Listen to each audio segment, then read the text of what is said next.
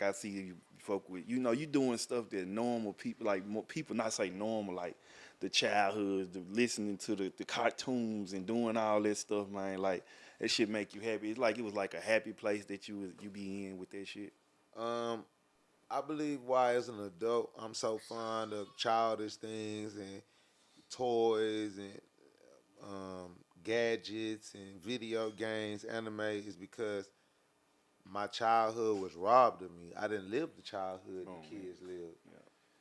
So, my childhood, I was watching my mom do heroin. I was watching my dad fight my mom to be a father in my life and not be allowed to be a father as he wanted to be there. I watched my father lose jobs, lose careers. My grandmother died from alcohol poisoning, shooting herself, shooting at her daughters and shit. Like just crazy, makes no type of sense lifestyle. Yeah. My uncle's a pimp. My other uncle's a pimp. My uncle and my mom all snorting heroin and cocaine and doing hard drugs in front of us as children and seeing people shoot each other and rob and kill. Like, you know what I'm saying? I used to come home from fourth grade and fifth grade elementary school. My mama in the kitchen with the burnt up spoon in the lap, whole spoon, big ass black hole, black circle on the Mm-hmm. spoon. She got the motherfucking the needle syringe hanging out her arm. She tongue over and shit. Like that was my childhood experience. Like I gotta walk past that to get the Pokemon. Before I get to playing the PlayStation and the Pokemon and get in my imagination, I have to see my mom. I done seen my mama suck dick for money. I done came home and knocked on the door. My mama got a bag with a note in that bitch with $50 and some quarters in that bitch. Come, go to the Target, go buy, go do. You can't come in the house right now. Go do this, and that. I'm looking out through the windows and shit like, why the fuck I can't come in the house after school? My mama up in there prostituting for money. Like my childhood was different. You know what I'm saying? So it was a movie that I watched when I was a kid called Blank Check. Yeah. I don't know if a lot of people seen this Yeah. movie, but it's a movie about a little kid that was riding through a parking lot on a bike, and he bumped into a millionaire, and the millionaire dropped his wallet book, his checkbook. You Mm-hmm. know, back in the '90s, before all of this digital hardware and software and everything was digitalized, checks was like the the strongest form of currency outside of a dollar. Like you go into a bank with a cashier's check and everything solidified, you could scam with just a regular check. You didn't have to do all of these extra. Good old These days. the good old days. In the good old days, you got your paperwork and your printers right. Uh, You can, you know what I'm saying? nah, for real. Right, exactly. So this the early '90s. It Yeah. wasn't Yeah. all of this cyber software and Uh-huh. protection that people have now. So in the movie, the kid bumps into a millionaire. He picks a blank check from a rich millionaire's checkbook. And if you're a person that write checks all the time back in the '90s, you will have all your information published already on your checkbook. So all you gotta do is fill out the information and you go up put it in and that get the money motherfucker. because nobody is supposed to have a published checkbook from a millionaire. This only can come from your wallet. You Nah, can't for redo sure that.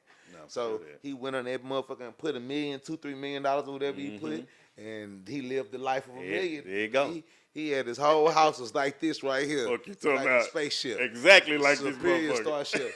He had the As fucking a go kid. karts in the living room. He had the Yeah. slides. Yeah. He had That's one of my favorite movies. that's one of my favorite movies Yeah, ever. yeah. So as a kid, I promised myself like Yeah. I am gonna live like that for the rest of my life. Yeah. I'm gonna make my own blank check. I'm gonna make myself a millionaire. I'm never gonna grow And you old did and it. boring because I'm seeing the old millionaire that came to the house and tried to undo the lifestyle that the kid had did, and that correlated to me like that's like an old ass nigga or my uncle or somebody that's like want you to grow up and just be boring. Like want you to grow up and act like you 50 just cause you 50. That's why I love Endless Head. That's why I love Head because Head don't act like a 50-year-old dude. Exactly. This mean and stuck up his ass Who cause I made hate the young rules? niggas and Who y'all made the getting rich. rules? No, Head is still a player. You Yeah. get around Endless Head, you gonna learn shit. You gonna get inspired, but he's gonna also keep you laughing and having fun, and he understands what we go through as youngsters, so he don't judge or hold shit against you, but he's still not gonna let you be dumb. He not gonna like be okay. Y'all young niggas beefing with each other, and you telling me that y'all beefing. I'm not finna just sit up here and let you tell me that you beefing with some other young niggas that I may know or I may see I know each other. I'm gonna tell y'all all y'all ass stupid. Y'all need to let that shit go. Nah, for or y'all sure. niggas ain't gonna never see my age and see my Sure. millions of dollars. Hey, man. And he got his pistol on his hip. You did. Lifetime motherfucker gun license on that motherfucker. Hello. Shit, don't play with my nigga head. Real talk. Shout out to Zebo. Yeah. Shout out to my nigga shout out to TA, you. man. All my Yeah, player partners yeah, in Memphis. You know what I'm saying? yeah, So for sure. yeah, you know, I just love the fact that I can get around real people and continue to grow, continue to elevate, continue to learn, and you know, share my experiences and not be afraid to take the risks that come with being a black man of success. You know what I'm saying? It's deeper than being a gangster, being a street Nah, nigga. for sure. Once you're a black man that reach success, your life is in danger. Once you're a man that reach success in the urban community, even if you're not black, Habibi ass in danger up there. The wrong nigga come to this bitch, they was starving hard enough. You know what I'm saying? So, you know. How do you deal with when people? Cause me knowing you now, like, you know what I'm saying, you like peace, but every time people see you, they want to be entertained. How you deal with that? Like, cause you know. I feel like I have different gears. I have different stages. And I take each gear and each stage of myself same level of seriousness, same velocity. So if I'm on some serious shit, I'm on some G shit, on some real life shit, and if it's not about, you're not gonna get no humor out of me at that time. The Sauce Walker that you love, or the one you see on the internet, you're not gonna get that because that's not where my mind is. That's not where my spirit is. There, my chakra is not right there. So that don't make sense. That was me being fake, trying to entertain you at a time where my mind is seeking and my soul is seeking somewhere else. Everything is about what your soul is seeking. You reach the manifestations of life because that's what your soul wanted. You ate food because your soul and your brain told you hungry. You had sex because you was horny. You made babies and had family because you was lonely. You got money because you was broke. These are all signals and signs that the soul tell you to go do. Nah, for real.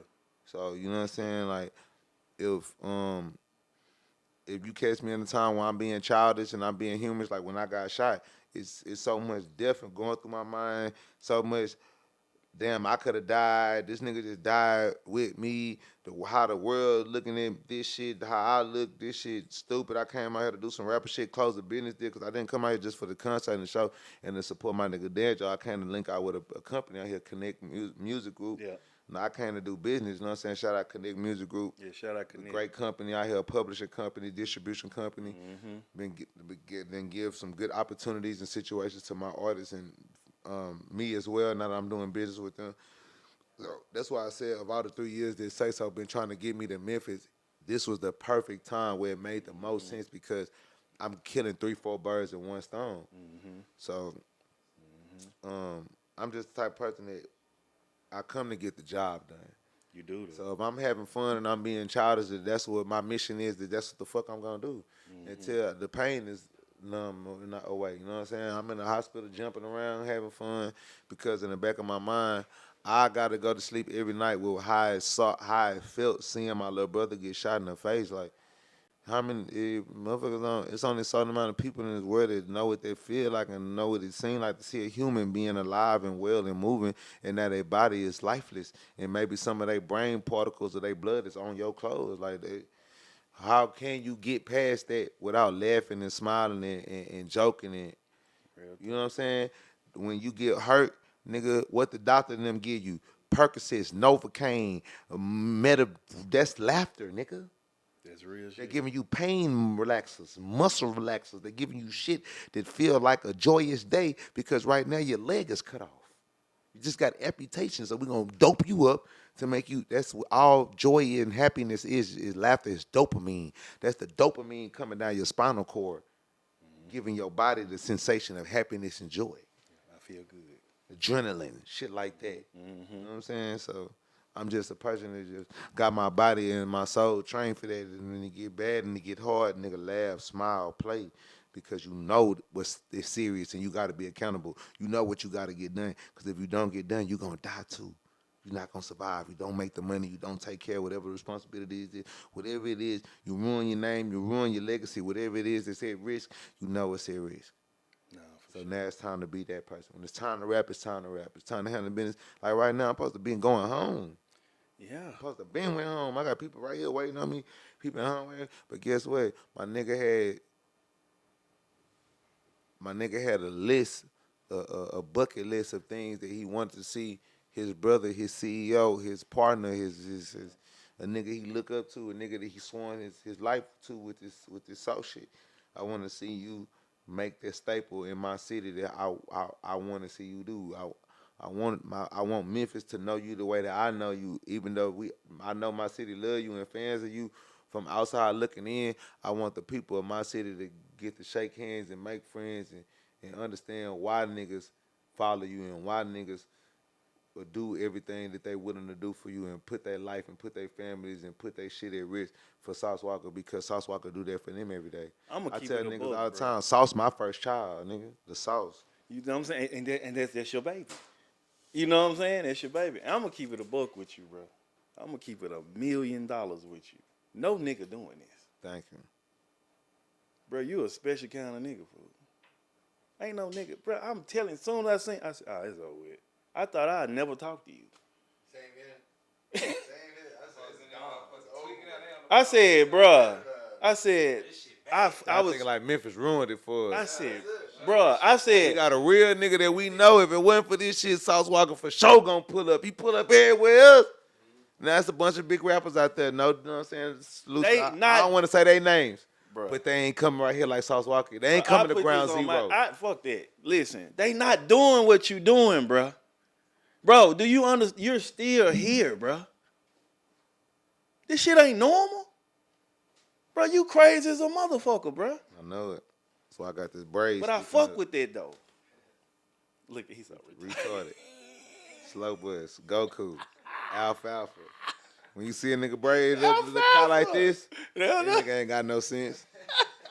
Look, and Sosa Man in the bed like, that nigga crazy, nigga. That Yeah, nigga that don't hoe get know no I'm fuck. crazy. That nigga crazy, man. No, I don't give a damn.